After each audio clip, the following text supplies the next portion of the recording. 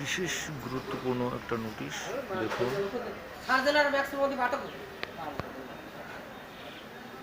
Mobile ইন্টারনেটের data কেটে না নিতে মন্ত্রীর নির্দেশ।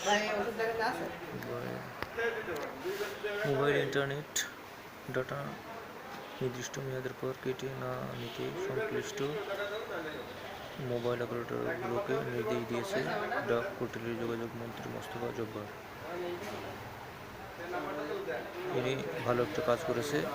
এখন মেয়াদের কোনো সমস্যা নেই। যদি নির্দিষ্ট সময়ের পর মেয়াদ ডাটা কেটে নেয় তাহলে আপনারা অফিসে কল দিয়ে সেটি ফেরত নিতে পারবেন, যা আপনাদের খুব উপকার হবে। ডাটার মেয়াদ নিয়ে কোনো টেনশন করতে হবে না। এ ব্যাপারে ডাক ও যোগাযোগ মন্ত্রী খুব একটা ভালো পদক্ষেপ নিয়েছে। উনি বলেছেন একচেটিয়া কারো লাভ করার জন্য লাইসেন্স দেওয়া হয়নি। যদি নির্দিষ্ট মেয়াদ শেষের পরে কোনো কোম্পানি অপারেটর ডাটা ব্যালেন্স কেটে নেয়, দেখা যাচ্ছে 5 জিবি কিনলেন, তাহলে 30 জিবি কিনলেন। 30 জিবি কেনার পরে আপনার 30 দিন মেয়াদ,